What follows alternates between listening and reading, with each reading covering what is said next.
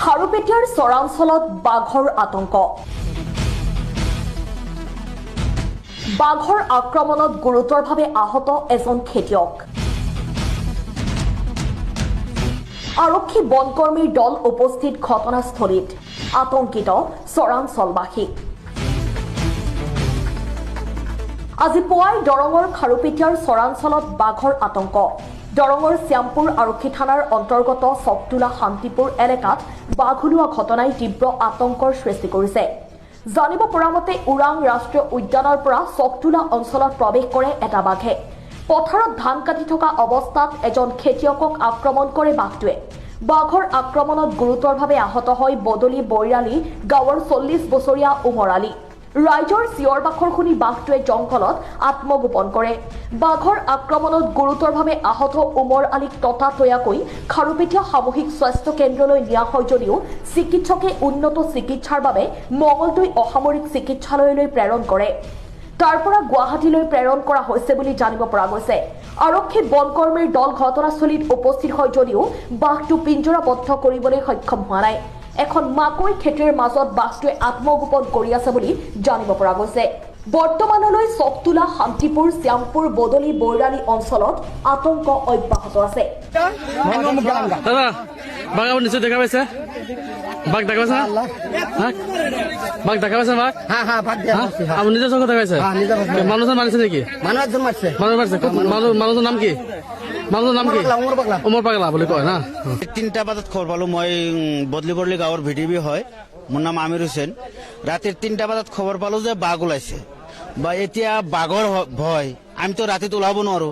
ৰাতিপুৱাই আমি ফৰেষ্টৰক জনালো। ফৰেষ্টৰক জনোৱাৰ পিছত ফৰেষ্টৰ ক'লে ঠিক আছে, আপোনাৰ যিটো গাঁৱৰ মানে মানুহে খেতি বাতি কৰিছে, খেতি বাতি উঠাব যাব, আপুনি এটা কাম কৰিব, ৰাইজক জনাই দিয়ক যে আজি যাতে খেতি বাতি নাযায়। আমিও গৈ আছো, আমি গাংটো পাৰ হৈ আছো। পাৰ হোৱাৰ পিছত আমি আপোনাক ফোন কৰিম, আপোনাৰ লগত লগ ধৰিম। তাৰ পিছত সিহঁতে আহোঁতে মানে 8টাটো বাজি গ'ল। 8টা বাজাৰ পিছত সিহঁতে অহাৰ আগত আমি আহিছো কোনখিনিত বাঘটো ওলাল। আহি বাঘৰ খোজটো চাইছো, খোজটো বহুত ডাঙৰ ডাঙৰ চাইছো। বাঘটো চোৱা নাই, খোজবিলাক চাইছো, ৰাতিপুৱাৰ খোজ হয়। তাৰ পিছত ফৰেষ্টৰ অহাৰ পিছত আমি ফৰেষ্টৰৰ লগত ইফালে পাৰ্টিটো সোমাল, আমি লগতে সোমালো। সোমোৱাৰ পিছত আমি ৰাইজক মানা দিলো যে তোমালোকে আজি খেতিত কামটো বন্ধ কৰা। কামটো জীৱন ভৰাই কৰিলে, আজি কামটো তোমালোকে বন্ধ কৰা। বাঘটো ইয়াতে আছে, আমি খোজ পোৱাৰ মতে বাঘটো ইয়াতে আছে, তোমালোকে আজি কামটো বন্ধ কৰি ঘৰৰ ফালে গুচি যোৱা। কিছুমান আহিলে, কিছুমান আকৌ এই বাঘ ওলাইছে, বাঘ কি হ'ব ইয়াত, আমি চাব পাৰিম এনেকৈ কোৱাত যেতিয়া আমি এই পথাৰৰ পৰা ৰাস্তাৰ মাজত উঠিলো, পিঠালিৰ মাজত উঠিলো, উঠাৰ পিছত ইয়াক ধৰিলে। নাম হ'ল উমৰ আলী, দেউতাকৰ নাম মিনচ আলী, বদলি বৰলি ঘৰ। ইয়াক ধৰিলে। ইয়াক আমি ৰাস্তা পাওঁতে ইয়াক যেতিয়া ধৰিলে, ইফালে হাল্লা হ'ল। হাল্লা হোৱাৰ লগে লগে আমি আহিলো, ফৰেষ্টৰো আহিল। অহাৰ পিছত ইয়াক চাই আৰু তো ইয়াক দিব নোৱাৰে, ইয়াক আমি মেডিকেলত পঠাই দিলো। পঠাই দিয়াৰ পিছত আমাৰ ফৰেষ্টৰ মানুহবিলাক তাতেই আছে, য'ত এই উমৰ আলীক বাঘে আক্ৰমণ কৰিলে তাতে আছে। ফৰেষ্টৰ মানুহবিলাক অলপ জিৰণি লৈ আছে, সিহঁতেও আহি আছে। তাৰপিছত আমি থানাত খবৰ দিলো। থানাত খবৰ দিয়াৰ পিছত আমাৰ অচিত মহোদয়ে আমাৰ থানাৰ পৰা পাৰ্টিটো পঠাই দিলে। পাৰ্টিটো পঠোৱাৰ পিছত আমি লগতে আহিলো। আহি কিনে চালো যে ইয়াত এই অলপ ডাঙৰ ডাঙৰ মাকৈ খেতি আছে, তাত বাঘটো সোমাই আছে। এতিয়া এইটো বাঘ বস্তু, এইটো আমি যাব নোৱাৰো তাতে, ফৰেষ্টৰো মানুহ যাব নোৱাৰি। ইহঁতেহে মানুহক মানে ছেফটো কৰি দিব পাৰিব যে তোমালোকে তাতে নাযাব। এইটো বাঘ বস্তু, এইটো ধৰি ল'ব নোৱাৰে। গড় হলে খেদিব পাৰে, হাতী হলে খেদিব পাৰে, হৰিণ হলেও খেদি ল'ব পাৰে, কিন্তু বাঘ বস্তুটো কোনো খেদিব নোৱাৰে। তাৰ কাৰণে মানুহক আমি ৰাতিপুৱাৰ পৰা হুঁচিয়াৰ কৰি দি আছো। মানুহে যদি হুঁচিয়াৰ নহয় তেন্তে দুখ কেনেকৈ হ'ব ফৰেষ্টৰৰ?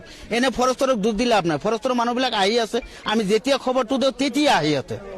এইখিনি মানুহটোৰ অৱস্থা মানে ক্ৰিটিকেলি হয়, ইনজৰ্ড হয়। ইয়াক আমি মেডিকেলত পঠাই দিছো। মই আল্লাহৰ ওচৰত মানে প্ৰাৰ্থনা জনাইছো যে সিহঁতক সুস্থ কৰি ৰাখক। যিমানখিনি মানে সিহঁৰ আঘাত হৈছে মানে বাচিব বুলি আশা কৰা যায়। বেছিভাগ যিমানখিনি আঘাত হৈছে এটা চাইডত হৈছে, বাচিব বুলি মানে এটা বিশ্বাস আহে। মই আল্লাহৰ ওচৰত প্ৰাৰ্থনা কৰো মানুহটোক সুস্থ কৰি ৰাখক। গাঁৱৰ ৰাতিপুৱাৰ পৰা বাঘ এটা ওলাই আছে, মানে ৰাইজে মানে গম পোৱাৰ পিছত ফৰেষ্টক ফোন কৰা হ'ল। ফৰেষ্ট মানে আহি পালে। পোৱাৰ পিছত আমাৰ এই গাঁৱৰে ল'ৰাটো উমৰ আলী, তেওঁ ধান কাটি আছে। তাতে ধান কাটি থাকোঁতে তাতে বাঘ যায়, তাক মোটামুটি মৰিলে বোধহয়। এতিয়া গুৱাহাটী ৰেফাৰ কৰা হৈছে, পঠাই দিয়া হৈছে। কি হ'ল এতিয়া, কি হ'ব ওপৰলৈ জানে, এইটো গুৱাহাটী পঠাই দিয়া হ'ল। এতিয়া বাঘখন আমাৰ গাঁৱৰ পিছফালে মাকৈ খেতত সোমাই আছে। ফৰেষ্টৰ মানুহটো এতিয়াও আহি পোৱা নাই ইয়াত থানা ষ্টাফ আহি পাইছে ফৰেষ্টৰ মানুহবিলাক আহি এতিয়াও পোৱা নাই বহুত ৰাইজ গোট খাই আছে বাঘ দেখিছো দেখিছে বাঘটো ডাঙৰ আছে সৰু নহয় ডাঙৰ আছে